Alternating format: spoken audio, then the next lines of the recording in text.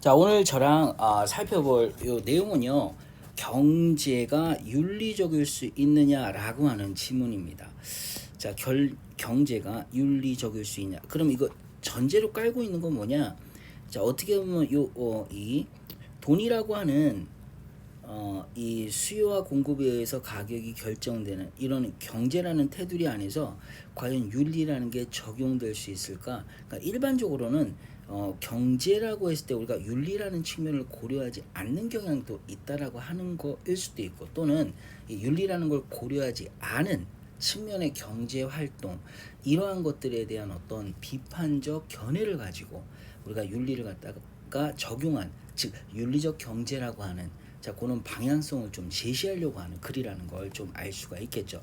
여하튼 물음표로 시작했으니까 이거에 대한 답변을 우리가 찾아내는 글입니다. 답변.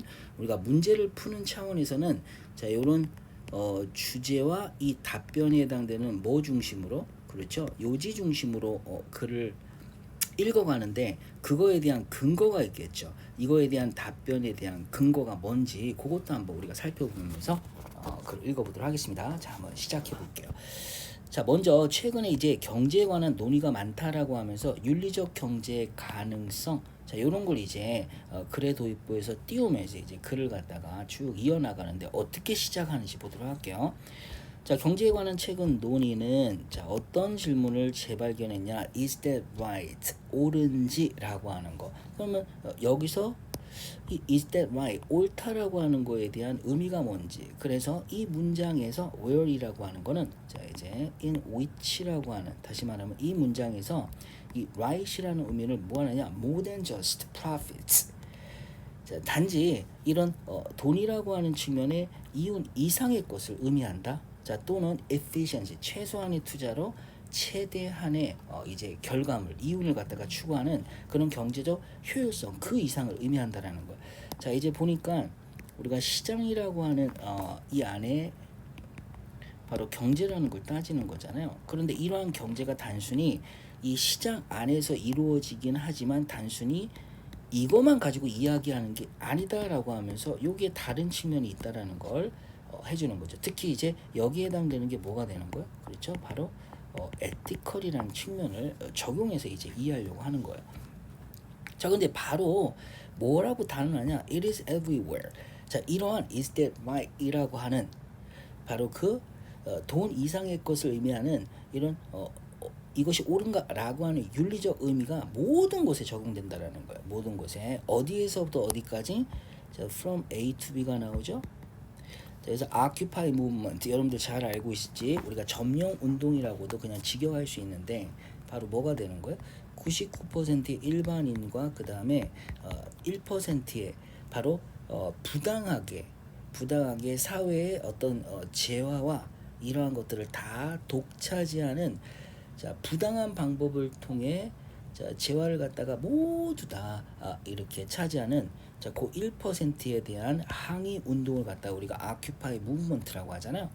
자, 여기서도 이제 그런 어떤 이 부당한 방식을 통해 자신의 배를 채우는 엘리트를 비판하는 측면에서 윤리적이지 못하다. 그 다음에 또 하나는 비난받는 기업들이 있다라는 거예요. 바로 비도덕적인 tax avoidance, 세금을 회피하려고 하는 거죠. 여기서 요 단어가 중요하겠네. immoral. 그 다음에 뒤에도 unfair가 오는 거죠. 이게 다 뭘 나타내는 거예요? 그렇죠. 바로 여기서 말하는, 여기서 어떤 행위가 옳은지라고 하는 아까 right 요 말을 썼잖아요. 요 말, 이게 다 여기에 적용되는 거네. 옳지 않다라고 하는 단어를 갖다가 비도덕적이고 이제 이 정당하지 못한이라는 단어를 썼던 거야. 그래서 유로존 크라이시스에 대한 정당하지 못한 해결책, 유로존 크라이시스라고 하는 건 우리가 그리스나 포르투갈이나 스페인이나 뭐 사이프러스 이런 나라들 있잖아요. 유럽의 서유럽의 나라들인데, 이런 나라들이 국가 이 부채 위기, 그걸 이제 얘기하는 거죠. 근데 그런 위기 속에서도 어떤 정당한 방법의 해결책을 썼어야 돼. 그러지 못한 부당한 방법을 통한 해결책, 그걸 통해 가지고 이제 이 1%에 해당되는 어떤 사람들만 배를 채운다든지, 자, 여하튼 자, 이제 다양한 예를 제가 언급하고 있지만, 자, 무슨 얘기를 하고, 우리 사회에서는 이 윤리적인 측면에서 봤을 때 옳지 못한 경제 활동이 많이 있다라는 거예요. 그러면 그건 안 좋은 거니까 윤리적 경제라는 게 가능한 것인가라고 하는 질문을 깔고 이제 글이 들어가는 겁니다. 자, 계속 읽어볼게요. 자, 자유시장 경제에 대한 다양한 견해가 있어요. 자, 어떤 사람들은 뭐라고 이제 주장을 하냐면 글쓴이의 주장이 아닙니다. 자, 요렇기 때문에 요렇다. 자, 자유시장이라는 것 자체가 뭘 허용하냐? 개인의 선택. 우리가 어떤 개인이 어떤 상황에서 자신의 의지를 가지고 결단을 내려서 행동에 옮겨요. 그럼 뭐가 따르겠어요? 책임감이 따르겠죠. 예를 들어서 저기 어떤 아이가 다쳐서 넘어졌는데 내가 그걸 보고 무시하고 그냥 지나가는 결정을 해. 그러면 어떻게 될 수도 있다라는 거예요. 그렇죠. 그게 바로 비도덕적 행위도 될 수 있다라고 하는 거. 자, 결국 이 시장이라고 하는 것 자체도 개인의 선택에 의한 것이기 때문에 이미 벌써 윤리적인 것이다 라고 이렇게 말을 하는 사람도 있다라는 거예요. 사람에 따라서는. 근데 또 다른 사람들은 또 뭐라고 말하냐? 우리가 시장 안에서 단순히 개인의 선택 자체로만 끝나는 게 아니라 이 썸의 견해와 같이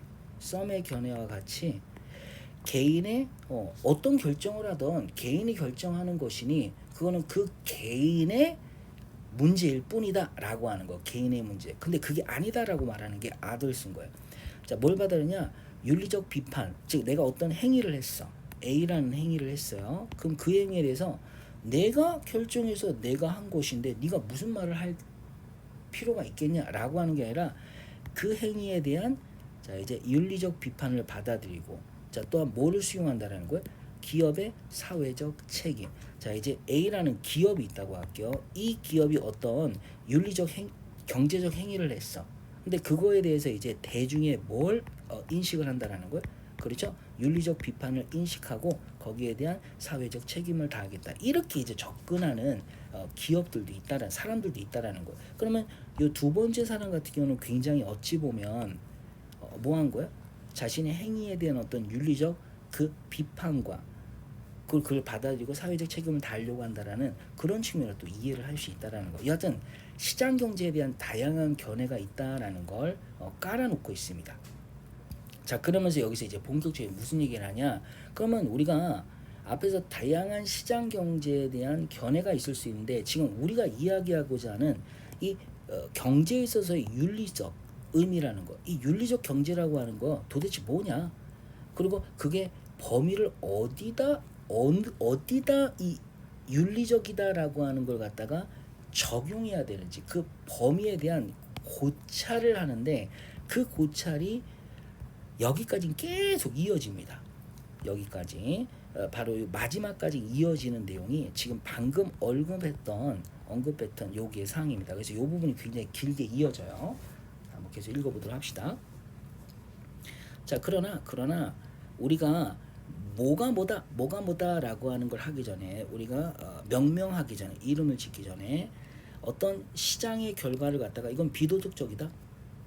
그리고 또는 우리가 이 비난하기 전에 sneer at 자 뭐뭐를 갖다가 비웃다 비난하다 후이하라는 경제학자들 try to put a price on이라는 건 가격을 부여한다라는 거죠.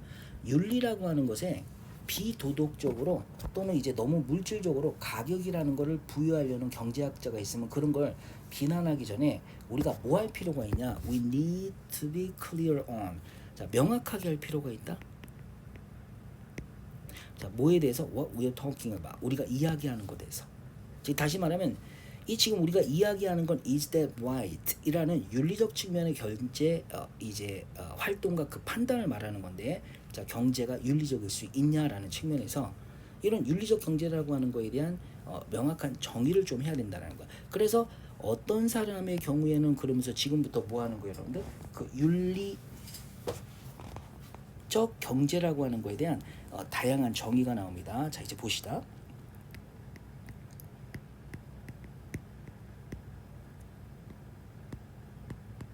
대한 정의가 나와요. 자, 그 정의의 한 예를 볼게요. 자, 어떤 사람의 경우에는 윤리적 경제라고 하는 거는 뭐에 관한 거냐? 자원을 갖다가 그렇죠? 지속 가능한 방식으로 활용하는 거예요. 그래서 자원의 지속 발전 가능한 방식으로의 활용.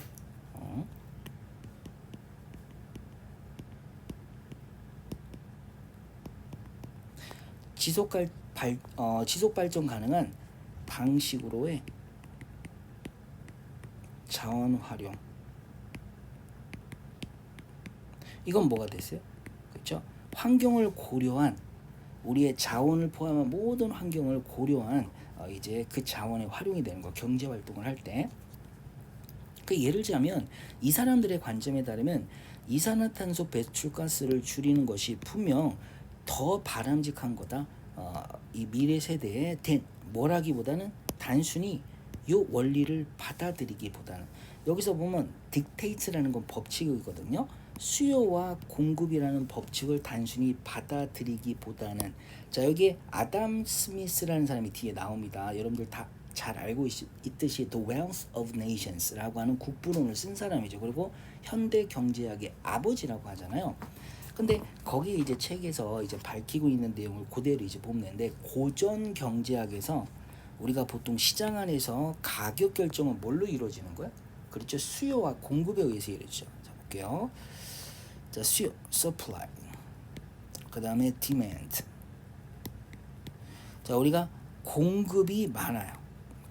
근데 이제 여기에 나와 있는 요거 이제 빨간색으로 한번 쓸까? 그럼 좀 더 명확하겠다. 자, 파란색으로 하고 자, 여기 디맨드는 빨간 거. 자 그러는데 이 공급은 증가하는데 만약에 수요가 감소한다고 그럴게요. 자 반면에 자 공급이 줄어들고 수요가 증가하게 돼요. 자 이렇게 되었을 때 가격이 위에는 어떻게 되는 거예요? 공급이 많고 수요가 적으니까 당연히 가격은 떨어지겠죠. 자 공급은 적은데 수요가 많으면 가격은 올라가. 즉 가격이 형성되는 거죠. prices. 이 두 개의 dictates, 요거 두 개를 dictate라고 각각 한 거예요. 자 이런 법칙을 단순히 즉 수요와 공급이라는 법칙 그것만 적용해서 가격이 형성되는 이런 자유시장 근본적인 자유시장 경제 원리만을 받아들이는 게 아니라 환경도 고려해야 된다. 그래서 여기서 이제 뭐가 들어가는 게 바로 환경이 들어가는 거. 이런 걸 뭐라고 한다? 그렇죠? 바로 윤리적 경제라고 볼 수가 있다라고 하는 걸 이렇게 체크를 하시면 됩니다. 그런데 이 우리가 윤리적 투자라고 하는 이런 윤리적 경제라고 하는 거는 일반적으로 환경 생태라는 걸 뛰어넘는다라는 거예요.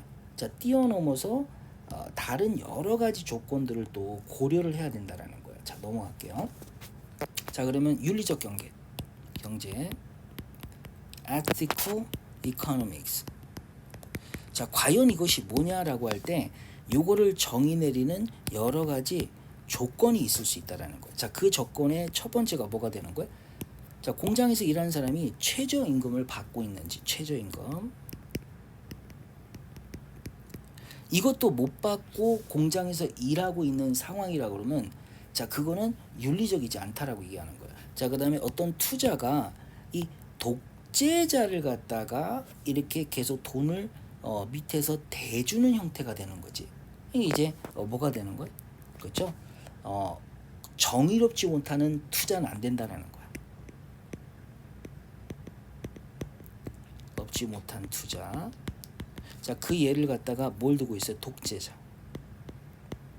뭐 예를 들어서 우리는 이렇게 적용하면 되잖아.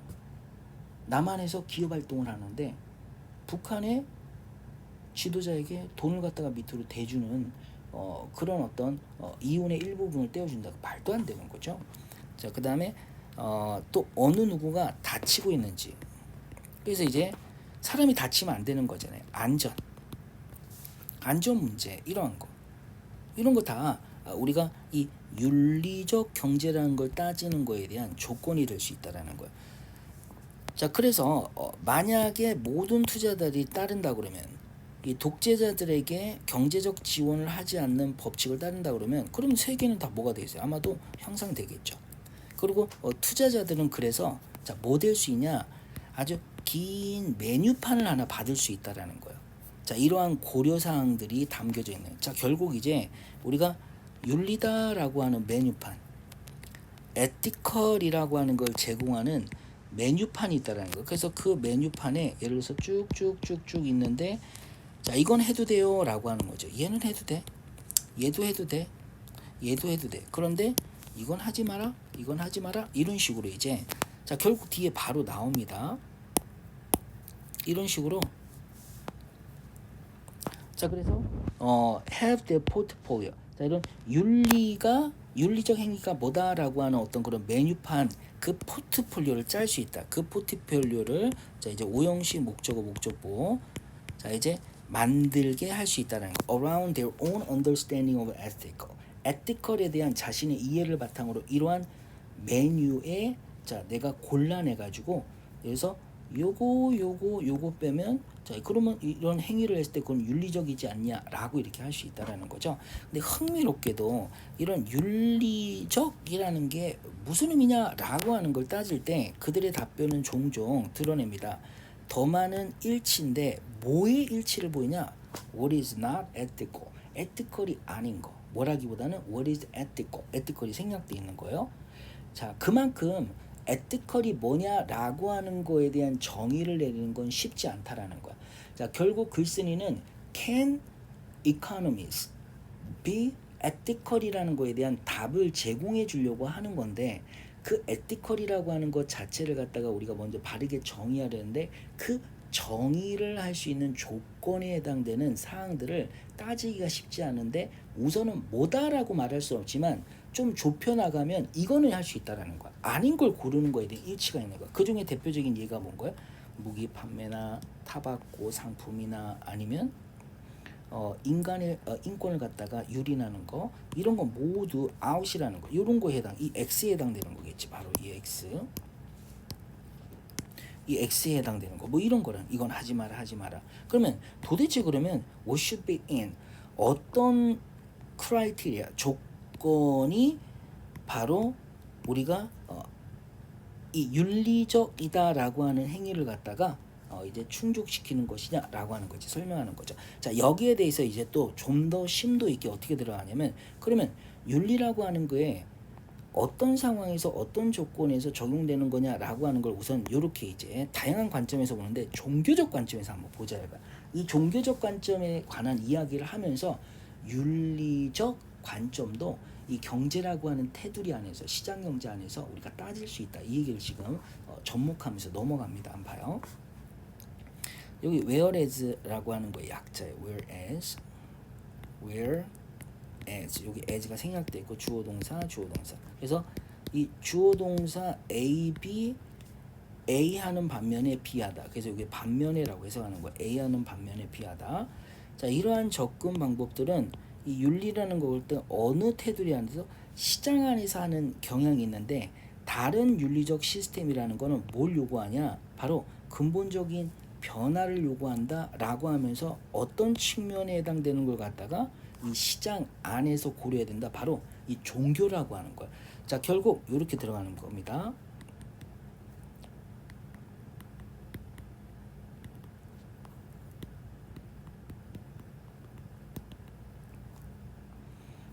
요렇게 적는 게 더 낫겠다. 이거 굳이 다 적을 필요 없이.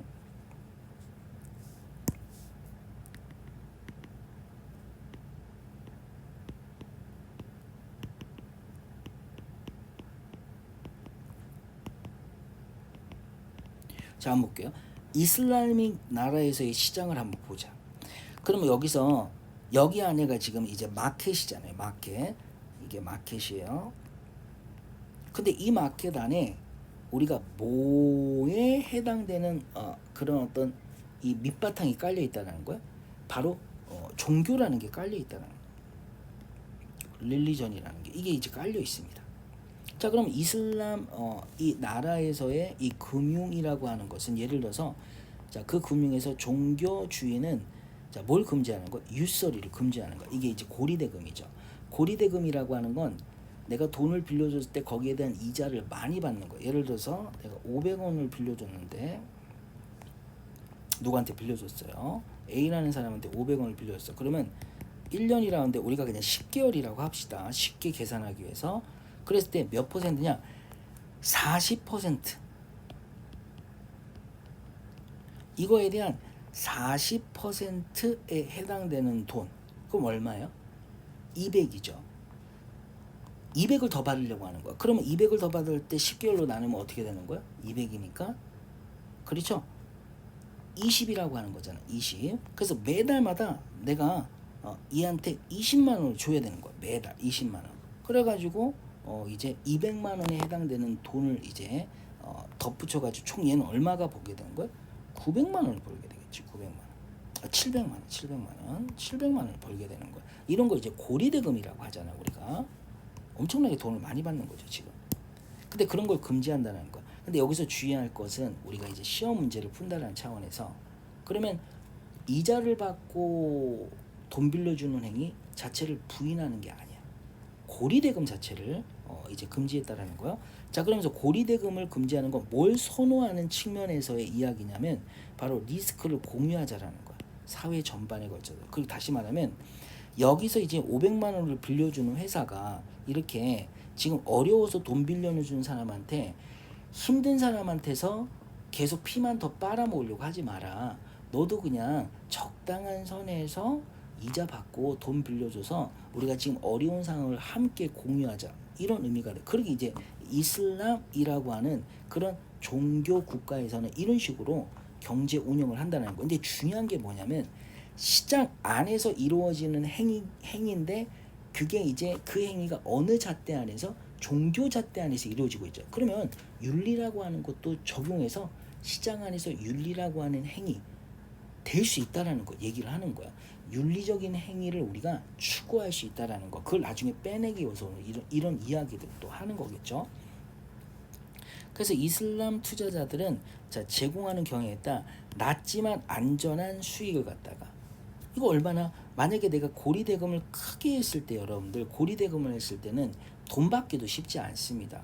왜냐하면 돈이 없어서 돈을 빌려가지고 이제 돈을 썼다라고 했을 때 그 돈이 없었던 처음 상태로 다시 돌아갈 수도 있는 거잖아. 이 사람들은 이제 돈을 못 받을 수도 있기 때문에 안전한 리턴스를 원한다라는 거야. 자, 비판가들은 이러한 것들을 갖다가 이거 경제적이지 못하다, 비효율적이다라고 말할지 모르겠지만 여전히 시장에 기반을 둔 verdict 이런 어떤 결단이라고 하는 거야. 그러니까 시장에서 어떤 행위가 이루어지는데 이게 종교적 기반이겠지만 여전히 시장 안에서 다시 말하면 윤리라고 하는 것도 시장 안에서 이루어질 수 있다라는 거죠. 그래서 고리대금을 금지하고 술을 금지하고 이 종교라는 어떤 나라 안에서 돼지고기를 먹으면 안 돼. 그리고 노예제도를 갖다가 이렇게 우리가 금지하는 거 다 무슨 판단이냐면 시장에서의 판단이다.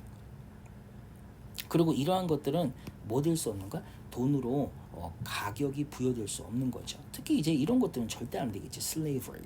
사람은 어떻게 돈에 부여한 다음에 왔다 갔다 하겠어. 뭐 옛날에 노예 무역이 있었겠지만 자 여하튼 종교적 관점에서의 윤리적 경제라는 게 뭔지를 살펴봤지만 이걸 살펴보면서 무슨 생각을 하는 거야? 아, 에티컬이라는 걸 적용해서 우리가 거기에 맞는 이 활동도 할 수 있겠구나라고 하는 거 이런 것도 좀 생각해야 됩니다. 자, 윤리적 경제에 대한 극단적 관점이 나왔어. 자, 여기 도치문이 나왔어요. 이 형식 보호로 여기 이제 보호가 있고 여기서부터 여기까지 이제 주어가 되는 거.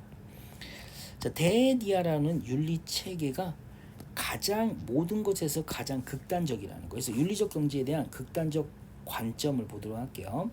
자, 얘는 뭐냐? 시장 자체를 전적으로 거부한다라는 거. 그 대표적인 예로 우리가 유물사관이라고 하는 이 바로 막시스트가 나왔죠. 그 다음에 몇몇 페미니스트, 그 다음에 이 불교 접근 방법, 이 경제에 대한 이런 불교 접근 방법, 이 세 가지 접근 방법은 이런 노선을 취한다라는 거야. 자, 그러면서 무슨 노선을 취하냐 봤더니 앞에 나와 있는 내용을 이어가야 되니까 시장을 전적으로 부인하는 거예요. 그래서 그들의 윤리라고 하는 건 자 이제 반박합니다. 애초에 시작하는 그런 시점에 해당되는 주장들을 다 반박하는 거예요. 고전 경제학에서 말하고 있는. 자 볼게요. 우리가 고전 경제학 하면 항상 누굴 생각해야 돼요? 아담 스미스를 먼저 생각해야 돼. 다른 어떤 경제학자들도 많이 있겠지만 우선은 아담 스미스 고전 경제학자 아버지니까. 자, 그럼 아담 스미스가 처음에 우리가 제시할 때 아담 스미스는 이제 도덕 이제 감정론이라는 책을 쓴 도덕 철학자 뒤에 나오기도 합니다. 도덕 철학자라는 건 도덕 감정론을 썼다라는 건 좀 체크해 놔야 돼요. 근데 이 사람이 이런 말을 해요. 저 어떤 말이냐? 이 시장에 들어가는 거 in the market 시장에 있는 이런 주체들은 굉장히 합리적인 사람이다라고 이런 말을 해요. 합리적. 그러니까 이성적 활동을 한다라는 거지. 이성적 활동. 그래서 굉장히 이상적, 순수하게 합리적인 경제 판단을 바탕으로 활동을 한다라는 이런 아주 이상적 경제 주체를 갖다가 제시를 합니다. 이상적.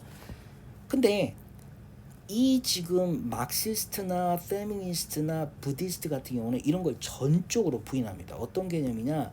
자, 어떤 개인의 소비 주권이라고 하는 거. 자, 이 개인은 자신의 합리적 사고를 바탕으로 소비 주권을 행사하는데 이런 거 다 부인한다라는 거예요. 사유재산 제조도 부인하고 그 다음에 어떤 물질적 부에 대한 어떤 이런 측면도 다 이런 거에 어떤 매력적인 측면이 아니면 이런 걸 이제 축적하는 거 다 이렇게 부인을 하는 겁니다. 자, 이 사람들은 뭐라고 결정을 했냐? 우리가 윤리적이기 위해서, 즉 네가 윤리적 경제를 이야기하고 있어? 그럼 뭐 해야 되냐? 그 경제로부터 빨리 빠져나.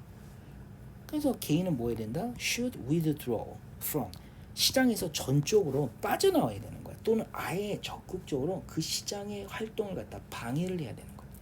이 이제 우리가 마크시스트. 이 결국 여러분들 이 시장 안에서는 뭐가 형성될 수밖에 없어요? 어쩔 수 없어요. 자본가와 자, 그 다음에 wage earners 임금 노동자라고 하는 이 중간에 다른 계층이 있을 수도 있겠지만 크게는 이 돈이 있는 쪽과 없는 쪽에 이런 계층이 형성될 수 있잖아요. 이런 거 다 안 된다라는 거. 이런 거 다 안 된다. 그래서 결국 우리가 윤리적 경제에 대한 극단적 관점은 뭐냐면 아예 경제 활동을 하지 말거나 경제 활동이 있다 한다는 그런 걸 방해하는 활동 자체가 오히려 더 윤리적이다 이런 얘기를 하고 있습니다.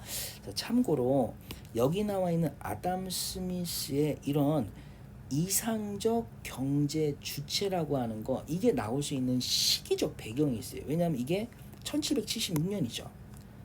우리가 이 사람이 국부론을 쓰잖아요. The Wealth of Nations 이제 국부론을 자 국가의 부라고 하는 국부론을 쓰잖아요. 이게 지금 18세기 중반이거든요. 그럼 18세기 중반이죠. 1776년이니까 중반. 이 시기 어떤 시기예요? 그렇죠? 바로 17세기에 과학혁명이 있고 18세기에 산업혁명이 이제 하면서 이제 전 세계가 우리 인간의 이성을 바탕으로 어떤 활동을 했을 때 그로 인한 결과물이 어마어마하게 이제 많은 결과물이 나오는 시대입니다.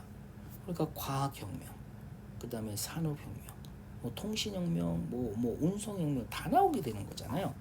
뭐 이런 거 이제 이런 어떤 시대적 배경이 있기 때문에 이러한 이론들이 나오게 되긴 했지만 여하튼 윤리적 경제에 대한 극단적 관점은 뭐냐? 아예 경제 활동 자체를 하지 말거나 그걸 방해해야 된다. 뭐 이렇게 되는 거예요.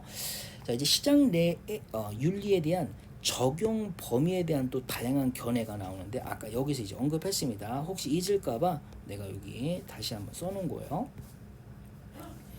자, 이제 본격적으로 사실은 이 글쓴이는 여기서부터 이제 주목을 합니다. 이 사람이 이제 경제가 윤리적일 수 있다라고 하는 거에 대한 세 가지 근거를 제시하는데 그 각각의 근거를 먼저 제시하고 이런 조건을 만족하는 게 우리가 윤리적이다라고 할 수 있는데 이걸 다 만족할 수 있는 경제 활동이 있다 이런 말을 해요. 자, 정리 먼저 제가 해드릴게요. 자, 이제 견해 1이 나와요. 견해 1, 견해 2, 견해 3. 그래서 자, 이 견해 1은 첫 번째는 아담 스미스가 나옵니다. 그 다음에는 누가 나냐? 아리스토텔레스. 그 다음에 이제 행동 경제학자가 나와요.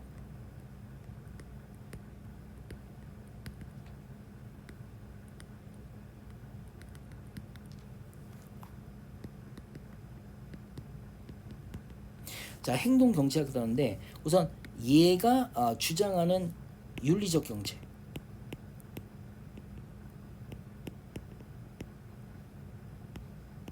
얘가 주장하는 윤리적 경제가 있겠죠.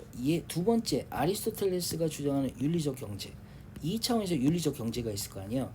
자, 이 세 개를 다 충족하는 뭐가 있다? 이 세 개를 다 충족하는 그런 경제 활동이 있다라는 거. 그게 뭐냐면 요걸 사면 된다라는 거. Fair Trade Goods. 요걸 사면 된다라는 거. 요걸 이제 설명해 줄 거예요. 우리가 처음에는 얘를 한번 살펴봅시다. 근데 요게 이론이 좀 길어요. 그리고 괜찮은 내용이 많습니다. 봐요. 자, 이제 아담 스미스의 견해는 뭐냐? 이 결과의 윤리성을 따지는 거예요. 자, 뭐에 관한 동의가 없을 뿐만 아니라 그래서 how far ethics, 얼마나 많이 윤리라고 하는 것이 시장에 영향을 미칠 수 있는지 거기에 대한 동의도 없지만, 자, 또한 뭐도 없냐? 자, 이제 또한 뭐도 있냐면 다양한 관점이 있다는 거. 뭐에 대한 다양한 관점? 여기에 대한 윤리라고 하는 것이 어디에 적용돼야 될지, where ethics should apply, when 뭐 했을 때 누군가가 자 이제 이런 경제적 결정을 했을 때 윤리라는 게 자 어디에 적용될지, 그때 아담 스미스는 이 결과의 윤리성을 봐야 된다라는 거야.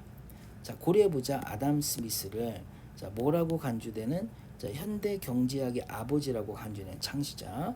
자, 그는 도덕 처작가라는 거죠. 후이아라는 뭐를 믿었냐면 다른 사람에 대한 동정심. 이제 다 지웁시다.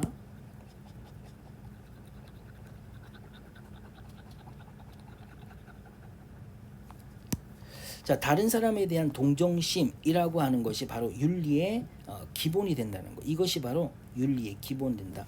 그러면 이제 윤리라고 하는 거. 자, 윤리의 기본이라고 하니까 밑에다 해야 되겠다. 그렇죠? 윤리의 기본은 뭐가 된다? 그렇죠. 바로 엠퍼시가 되는데 여기서 이제 심퍼시라는 단어로 썼지만 엠퍼시라는 의미로 쓴 거예요. 심퍼시. 자, 원래는 뭐가 된다? 엠퍼시. 조금 이따 나옵니다. 엠퍼시. 그래서 이 동정이라고 하는 것이 윤리의 기반이다라고 말을 해요. 근데 우리는 이제 보통 이것을 갖다가 요즘에는 엠퍼시라고 부르는 거죠. 자, 그러나 자, 여기서 이제 추가적인 게 있어요. 자, 뭘 봤냐? 자, one of his key insights. 이 국부론 나오네요. 국부론에서 이 사람이 제시하는 핵심적 통찰력 중에 하나가 뭐냐면 대디아라는 거야. 이런 엠퍼시를 바탕으로 행동을 했을 때 우리가 지금 현대사회에 부르는 심퍼시, 엠퍼시로 바꾼 거예요. 자, 이것은 뭐가 될 수도 있다? counterproductive. 자, 생산적이지 않을 수도 있다라는 거야. 그래서 오히려 그가 뭘 관측했냐? 사람들을 관측했는데 사람들이 더 좋더라 이거야. 더 낫더라 이거야. 왜? 뭐 했을 때 그들이 put something aside. 이런 엠퍼시를 옆에 제쳐놨을 때. 자, 그리고 어떻게 행동했을 때? 상호작용을 했을 때? 자기 이익 추구 방식으로 행동했을 때. 자, 결국 이게 이제 경제라는 곳에서 경제 활동을 하는 공간에서는 자, 개인이 무슨 방식으로 self-interested.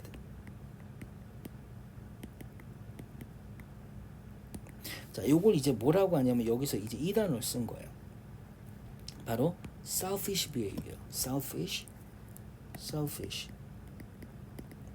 자, 이런 이기적인 어떤 이런 동기에서 내가 돈을 많이 벌겠다라고 하는 이기적인 동기입니다. 여기에서 했을 때 사람들이 뭐다? 더 이제 돈을 많이 벌게 하면서 더 better off가 된다라는 거예요. better off. 자, 그러면 이게 어떻게 better off 되는지도 설명을 해야 되고 구체적으로 이 두 개를 어떻게 접목시키는지도 봐야 돼요. 자, 아담 스미스는 이 두 개를 아주 교묘하게 커닝하게 연결시킵니다. 한번 봐요. 스미스는 자, 이런 이기적인 어떤 행동을 정당시키는데 바로 뭐를 통해서? 결과를 통해서. 자, 이게 이 말입니다. 내가 돈을 많이 벌기 위해서 열심히 일을 했어요. 그래서 내가 충분한 돈을 축적을 했어요. 그래서 뭐 하냐?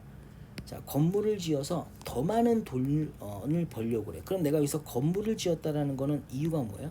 그렇죠? 셀피시한 동기가 되는 거죠. 근데 내가 건물을 지었어. 돈을 많이 벌어가지고. 그럼 여기에 뭐 여러분들 하게 돼요? 사람들을 고용해서 여기서 이제 이 건물을 통해서 또 경제 활동을 또 할 수 있잖아요. 그러면 지역 사회에 고용 창출이라는 걸 할 수 있지. 고용 창출. 뭐 이제 뭐 공장을 지었다라고 생각하면 돼요. 고용 창출.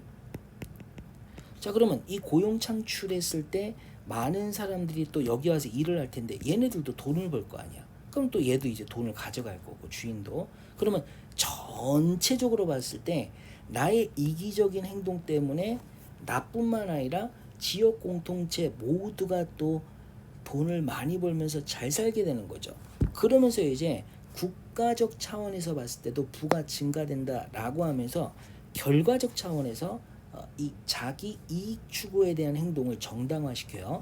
근데 여기서 끝내면 안 되는 게 알겠다. 그러면 셀피시한 어떤 동기에서 돈을 많이 벌어가지고 많은 사람들에게 윤리적인 차원에서의 어떤 이제 왜냐하면 이제 결과적인 측면에서 윤리라고 말을 했으니까. 그럼 아까 네가 말했던 이 동정이라고 하는 개념은 어떻게? 즉 다시 말하면 우리가 에티컬이라는 측면의 동정은 어떻게 적용해야 되냐라고 하는 걸 이렇게 설명합니다. 봐요. 자, 뭐뭐 할 때마다 자 플래너들이 사용할 때마다 플래너가 나왔어요. 자, 이거 한번 지워봅시다.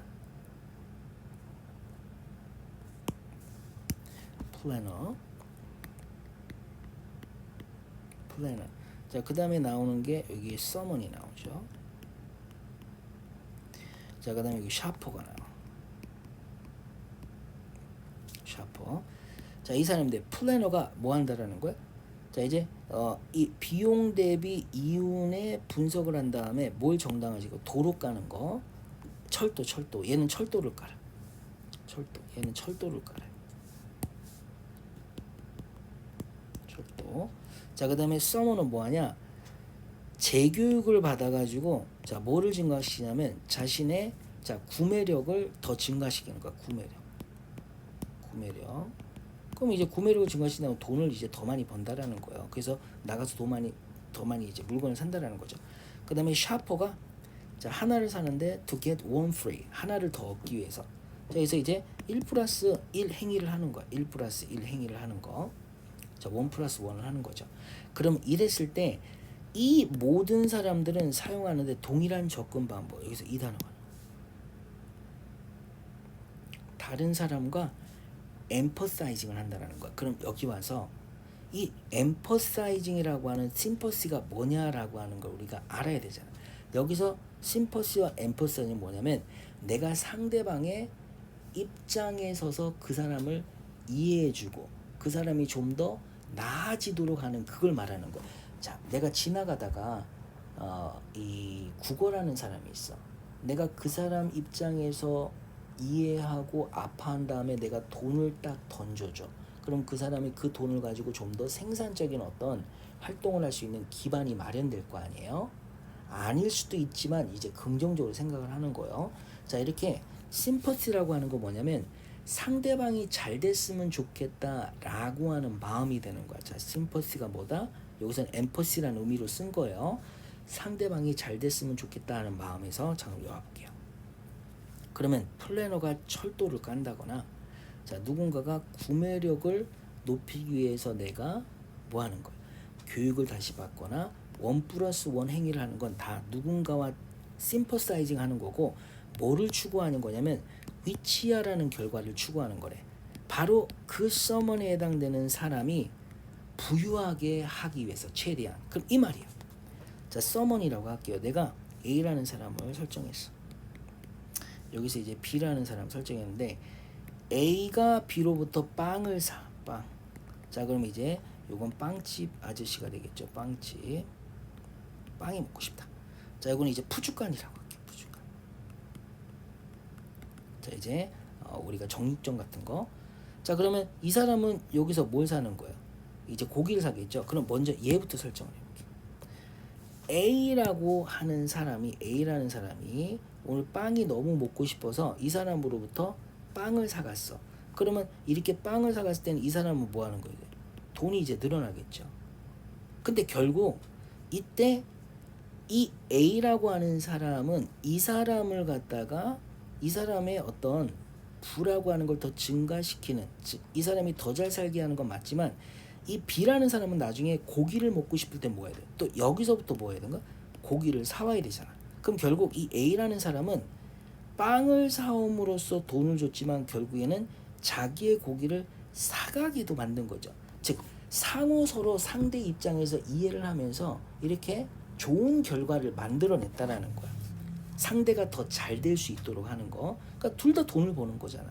자, 결국 여기서 이제 이 얘기를 하는 거죠. 읽어봅시다.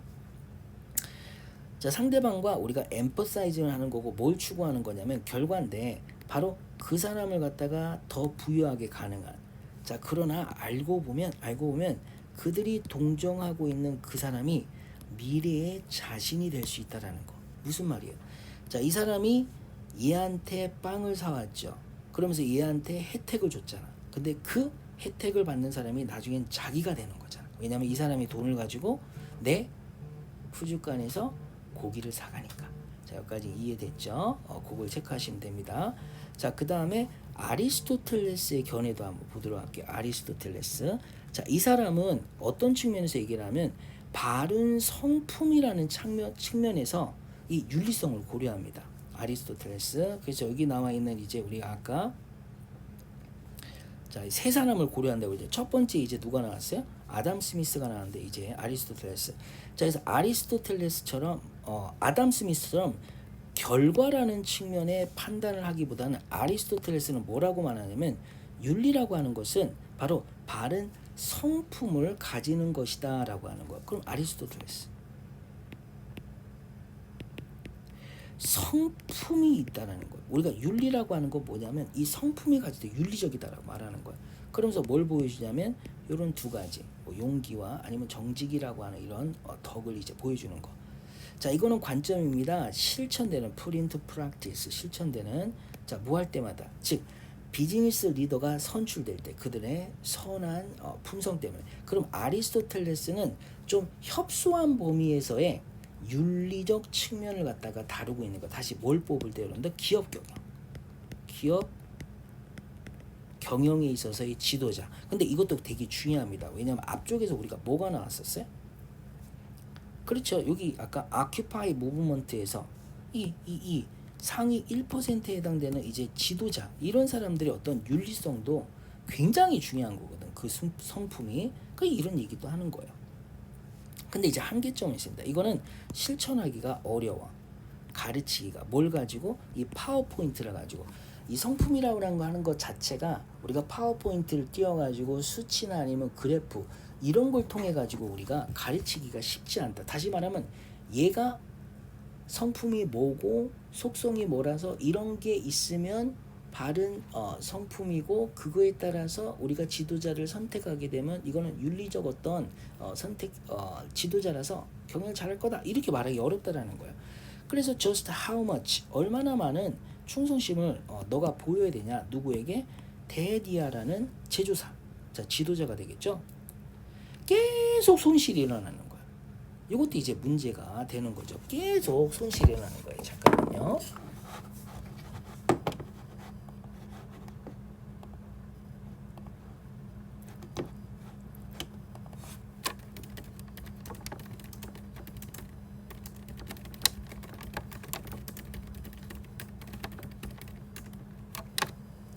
자, 계속 한번 봅시다.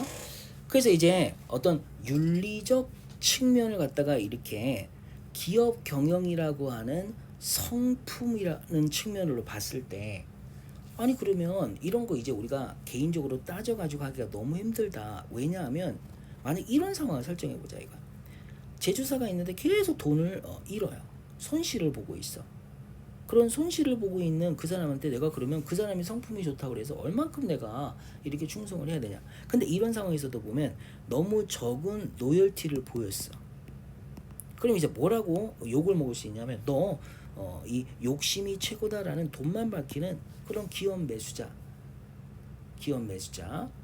이게 다시 말하면 그런 어떤 상위 1%에 해당되는 사람과 같은 맥락이다. 뭐 이렇게 얘기를 하는 거죠. 자, 그 다음에 너무나 많은 로열티. 자, 이제 여기 기업 매수라는 거 돈만 밝힌다는 거예요. 이거 이제 야 너 돈 계속 손실 나는 저 지도자 아래서 계속 회사 할 거야? 야, 너 돈만 밝히냐? 뭐 그러는 거죠. 근데 만약에 너무 많은 로열티를 갖다가 우리가 보이게 되면 너는 wasting money. 자, 비생산적인 자본에다가 돈을 낭비하는 거잖아. 또 이게 이제 이거 두 개를 같이 봐야 되는 거죠. 결국 어떤 기업을 경영하는 것 시장 안에서 돈도 벌어야 되지만 지금 뭐도 성취해야 되는 거야. 에티컬도 성취를 해야 되는데 이 성품의 관점에서 우리가 이 에티컬을 갖다가 우리가 적용한다 그러면 이런 어려움이 있다라는 거야. 그래서 아리스토텔레스는 여기서 이렇게 말해요. 데디아라고. 자, 이제 중용이 있다라는 거야. 뭐 사이에 이 두 개의 극단에서 이쪽으로만 가도 안 되고 이쪽으로만 가도 안 되는. 근데 그것을 찾는 것 자체가 아주 훌륭한 판단의 문제라고 하는 건데 쉽지 않습니다. 그래서 만약 글쓴이가 뭐라고 하냐면 윤리라고 하는 것이 이 품성에 관한 것이라고 하면 분명하지 않다. 그런 품성에 대한 어떤 특징들이 무엇인지 우리가 정의 내리기 쉽지 않다라는 거야. 자, 쉽지 않기 때문에 하지 말자라는 소리가 아니에요. 왜냐하면 지도자는 이런 윤리적 측면에 해당되는 성품을 가지고 있어야 되는 건 중요한 거니까. 그쵸? 자, 근데 이런 어려움이 있다라는 거야. 자, 그래서 이제 또 다른 이제 또 견해를 하나 더 보는 거야. 지금 세 가지를 보는 거예요. 자, 또 다른 접근이 있다. 자, instead of root A in B. A의 뿌리를 B에 두다라는 건데 A의 뿌리를 B에 두다. 자, 이렇게 아리스토텔레스처럼 성품에 두거나 아담 스미스처럼 결과에 그 윤리의 뿌리를 두기보다는 자, 이제 행위의 결과 우리가 뭐 할 수 있다? 행위 자체에 초점을 맞출 수 있다라는 거예요. 행위 자체. 자, 이 관점에 따르면 어떤 것들은 옳고 어떤 거는 옳지 않다라고 해서 볼게요. 자, 이렇게 뭐가 있냐? A list of do's and don'ts 이런 게 있다라는 거예요. 해야 할 것과 하지 말아야 될 것들. 그래서 해야 할 것을 갖다가 이렇게 이런 목록으로 이렇게 작성하면 이건 하지 말라는 거. 이런 행동은 안 좋다라는 거. 이건 하지 마라. 이런 식으로. 그래서 don'ts가 있고 여기 이제 이렇게 do's가 있잖아요. 자, 그래서 you should buy. 너는 해야 되냐? 자, 이제 예를 들어 볼게요. 공정거래 물건은 사면 돼요. 공정거래라는 건 뭐예요? 제3세계에서 만든 뭐 커피나 이런 물건들을 갖다가 중간 과정 거치지 않고 바로 구매를 해오는 거죠. 그렇게 되면 어떻게 되겠어요? 생산자에게 좀 더 자신의 노동에 대한 대가를 많이 쳐줄 수 있는 거죠. 중간 과정이 이제 돈 빼먹는 게 없으니까. 자, 그리고 또 뭐 하지 말아야 되냐면 이거 사야 되고. 그러니까 이제 요 페어 트레이드 구조는 여기에 해당되는 거고. 자, 우리가 광고에서는 거짓말하지 말자는 건 여기에 해당되는 거죠. 그래서 이 경제적 활동이라는 측면에서 윤리라고 하는 건 뭐가 되냐면 하나의 자, 이런 명령이 되는 거야. commandments. 자, 그리고 목록이 되는 거야. 카탈로그 해야 할 것과 하지 말아야 될 것 이런 목록이 된다라는 거죠. 그래서 자, 여기서 이제 사례 예시가 나와요. 사례 예시.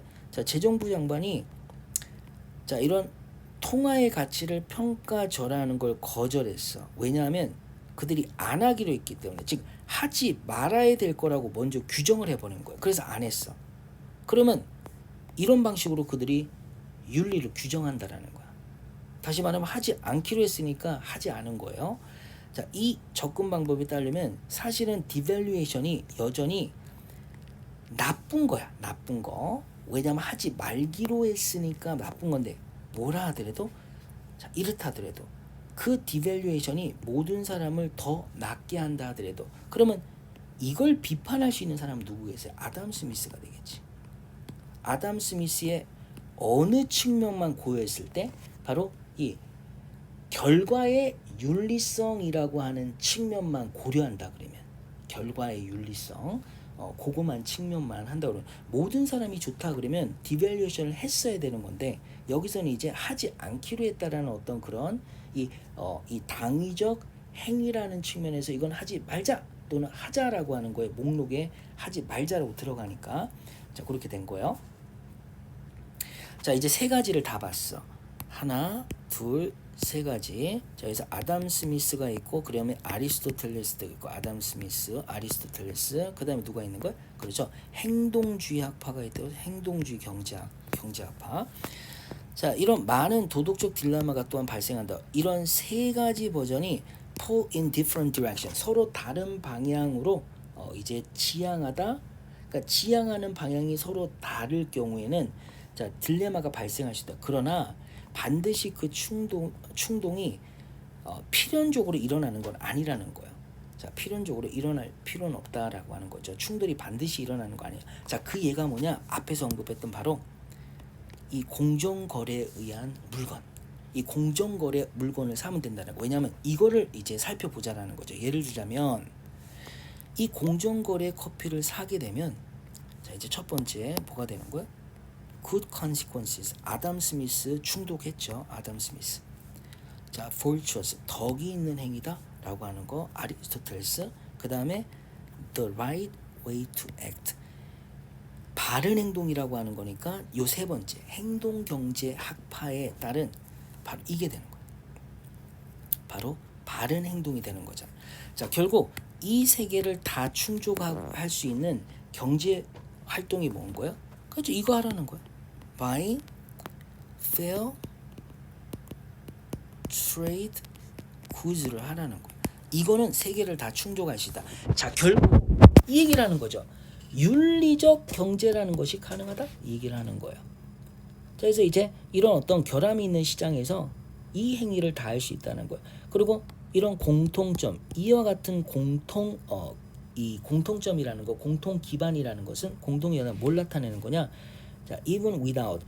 자, 윤리가 어디에 적용되는지. 자, 이 사람은 어디에 결과 부분이 적용되는다? 이거는 경영 지도자의 성품에 적용돼야 된다.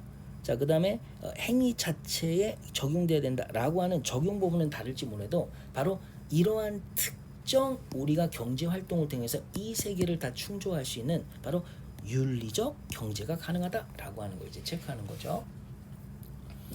자, 뭐뭐 할 때입니다. 우리가 이런 구역질나는 어떤 메스꺼움을 느끼면 하다. 이런 완벽한 경제시장, 여기서 완벽한 경제시장이라고 하는 것 자체 아담 스미스가 아까 우리가 살펴봤듯이 아담 스미스가 말하는 순수한 합리적 경제 주체라고 하는 건데, 우리가 여기서 메스꺼움을 느낀다라는 건 the problem is 어디서 기란 거야?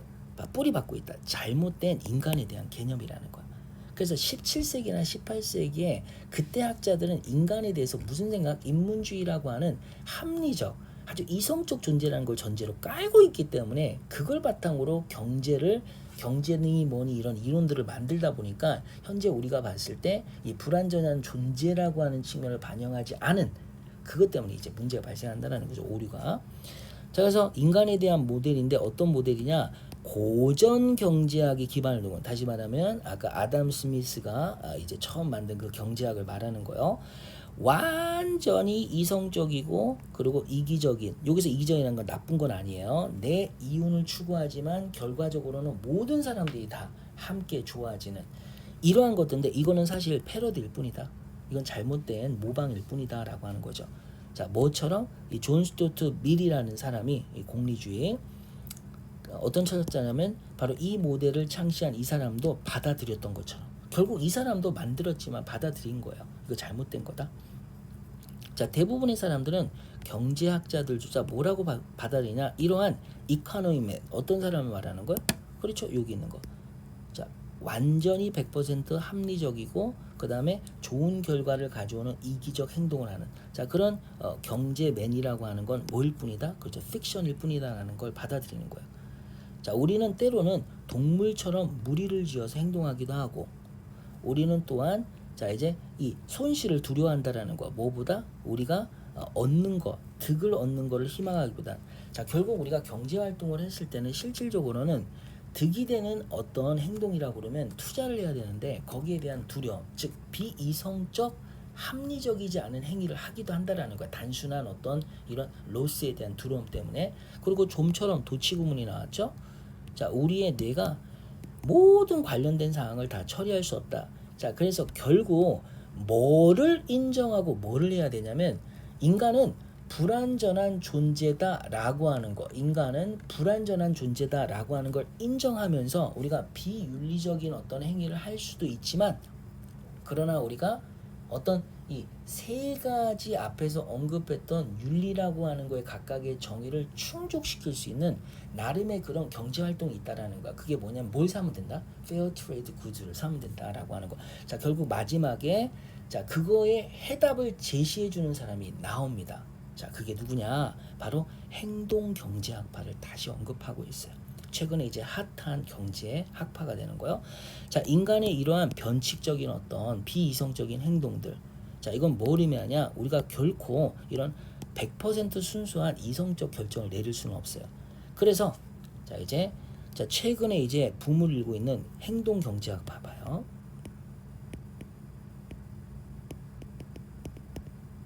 자, 이 사람들은 뭐에 도움을 받아서 이런 어떤 신경과학, 이런 뇌과학, 뉴로사이언티스트, 이제 뇌과학을 말하는 거야. 뇌과학에 도움을 받는 이런 행동경제학파들이 처음 뭘 이해하려고 하냐? 자, 이제 이 신경에 관련된 거니까 심리를 이해하려고 하는 거죠, 심리. 자, 그러면서 이제 홀로 하기도 하고 그룹으로 하기도 하고 그래서 그들이 뭐 할 수 있도록 우리의 자, 시장에서의 우리의 의사결정을 더 잘 이해하려고. 자, 행동경제학파들은 심리학의 도움을 받아서 자, 이제 시장에서의 자, 의사결정 이런 걸 더 잘 이해하려고 한다라는 거. 이해.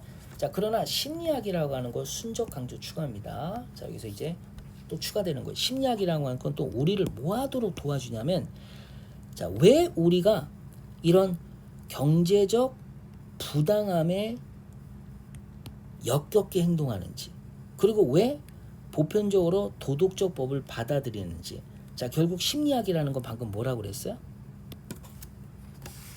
이렇게 했죠. 심리학이라고 하는 건 자, 앞에 나와 있는 것처럼 어디 우리가 이 경제적 부당함, injustice 또는 불의라고 하는 거죠. 불의가 있었을 때 우리가 왜 거기에 역겹게 반응을 보이는지. 그 다음에 또 하나 뭐가 있었어요? 이 도덕적 법칙을 법적으로 자, 모럴이라고 하는 거, 도덕성 이 측면을 또 중요시 여기는 거잖아요. 결국 경제학파들이 심리학을 통해서 이런 윤리적 측면까지 다 고려해서 우리한테 무슨 답을 제시할 수 있다? 윤리적 경제가 무엇인지 그거에 대한 답을 제공할 수 있다는 거예요. 자, 결국 이 경제학파들이 이 심리학의 도움을 통해서 이런 행위는 윤리적이지 않다? 이런 행위는 윤리적이다 라고 하는 거에 대한 대답을 제시할 수 있다 라고 하는 거예요. 그래서 마지막에 이렇게 말하고 끝납니다. 자, 여기서 which라는 건 앞에 있는 내용 전체를 받는 거예요. which means 대디아를 의미한대. 자, 상대적으로 이런 새로운 인간 행동에 대한 학문, 다시 말하면 behavioralist economist를 말하는 거예요. 얘네는 또한 정의를 해줘. 윤리를 우리를 위해서. 그러니까 이걸 바탕으로 우리한테 과연 윤리가 무엇인지에 대한 정의를 내릴 수 있다는 거예요. 윤리의 정의. 낼 수 있다는 거야. 경제 활동에 있어서 윤리의 정의. 자, 고로 이 ethical economics라고 하는 거, 즉 윤리적 경제라는 게 발생할 수 있다. 뭐로부터 여러분들? 바로 가장 그럴 것 같지 않았던 장소. 그게 어디야? 우리가 아담 스미스가 만든 이 경제학이라고 하는 거는 사실 실질적으로 여러분들 순수하게 이성이라고 하는 거, 이성이라고 하는 어떤 존재를 전제로 깔고 있단 말이야. 이성. 그런데 이성이 아닌 어떤 측면, 이런 윤리라고 하는 측면, 그런 것들을 이제 발견할 수 있는 거잖아요. 그래서 결국 가장 그럴 것 같지 않은 장소인 이 경제학에서 출현할 수 있다. 바로 어디가 되는 거야? 그리고 또 경제학자 자신들로부터 가장 그럴 것 같지 않는 이런 경제학에서 바로 이런 심리학을 연구하는 행동경제학파. 그럼 여기서 말하는 경제학을 구체적으로 쓰라 그러면 행동경제학파 이렇게 쓸 수 있어야 됩니다. 자, 오늘 저희가 이렇게 해서 좀 길긴 하지만 너무나 글을 잘 썼어요. 한번 정리를 다시 해보면 자, 어떻게 되겠어요? 우리가 경제라고 하는 게 에티컬 할 수 있느냐라고 하는 걸 지금 이제 답을 얻으려고 하죠. 거기서 이제 하나, 둘, 세 개라고 해서 누가 나왔어요? 그렇죠? 아담 스미스와 그 다음에 아리스토텔레스, 그 다음에 행동 경제학파가 나왔단 말이야. 그래서 각각이 주장하는 게 뭐예요? 윤리라고 하는 것은 여기서 이제 결과적 윤리다.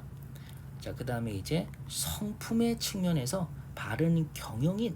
그 다음에 여기서는 이제 뭐 행위 자체의 촉정. 근데 이런 걸 다 여러분들 충족시키는 거 뭐다? 바로 fair trade goods라고 지금 한 거죠. 이런 게 있다라는 거, 이런 게 있다라는 거. 그게 실제 가능한데 이러한 가능성을 바탕으로 우리가 윤리가 무엇이냐라고 하는 걸 정의하면서 윤리적 경제에 대한 답을 제공해 줄 수 있는 사람이 누구다? 바로 행동경제학파다라고 하는 걸 전달하는 글입니다. 자, 마지막 요거 읽고 끝내도록 할게요. 한번 읽어봅시다. 자, 국부론에 나오는 아담 스미스의 아주 유명한 말입니다. 우리가 저녁 식사를 기대할 수 있는 건 푸죽한 주인 술도가 술을 만드는 술을 판매하는 곳, 그 주인 술을 만들어서 판매하는 곳, 빵 주인의 자비심 덕분이 아니라 바로 자기 이익을 챙기려고 하는 생각 덕분이다. 우리는 그들의 박애심이 아니라 자기애라고 하는 것. 자, 우리의 필요가 아니라 그들의 이익만을 그들에게 이야기일 뿐이다. 이게 무슨 말이에요? 아까 말했듯이 내가 경제 활동을 할 때는 나의 셀피시한 어떤 동기에서 하는 건데 결국에는 이 말은 또 뭘 내포하고 있는 거예요? 모두가 그렇게 하는 건데 그런 게 나중에는 여러분들 서로 상호 엠퍼사이징 한다라는 측면에서 내가 저 사람의 물건을 사주는 건 나를 위해서 사는 거거든요. 근데 저 사람의 이익이 되는 거잖아. 그럼 저 사람이 또 그 돈을 가지고 내 거를 사는 건데 그를 위해서 하는 거지만 나한테 또 이익이 된다. 그래서 전체적으로 다 결과적으로 좋은 어떤 플러스가 나타나는데 그때 이제 그런 동기가 뭐예요? 바로 아담 스미스는 self-interest라는 걸 굉장히 경제에 있어서 중요한 경제의 어떤 동력으로 봤다라는 거 그거까지 덤으로 머릿속 넣어두시고 자 오늘 여기까지 진행하도록 하겠습니다. 꼼꼼하게 복습하시면 될 것 같아요. 여러 번 이제 들어보고 이해가 안 가면 자기 걸로 만드시면 돼요.